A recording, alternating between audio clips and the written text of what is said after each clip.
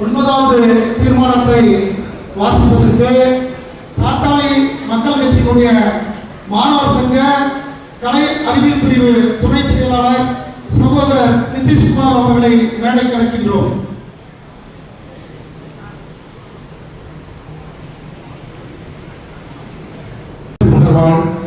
ஆட்சிக்கு வந்தது மாணவர்களுக்கு தமிழுக்கும் துரோகம் செய்யும் திமுக ஆட்சியை மாணவர்கள் மன்னிக்க கூடாது.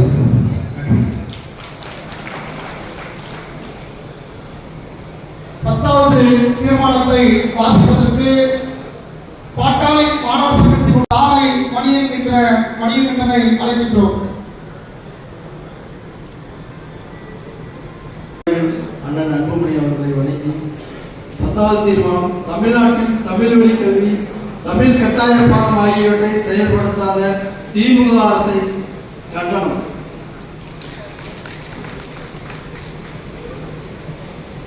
11வது தீர்மானத்தை வாசிப்பதற்காக பாட்டாளி மக்கள் கட்சியினுடைய மாணவர் சங்க மாவட்ட செயலாளர் வேலூர் வழக்கறிஞர் ராணிப்பேட்டை நாணல் கவியரசு அவர்களை மேடைக்கு அழைக்கின்றோம்.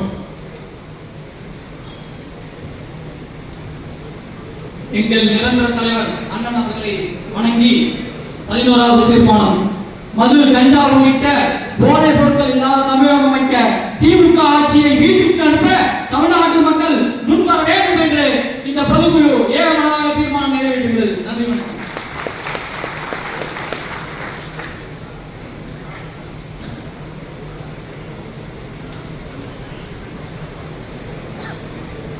அடுத்தபடியாக 12வது தீர்மானத்தை வாசிப்பதற்காக மாணவர் சங்க மாநில செயலாளர் திருவண்ணாமலை ரஞ்சித்குமார் அவர்களை மேடைக்கு அழைக்கின்றோம்.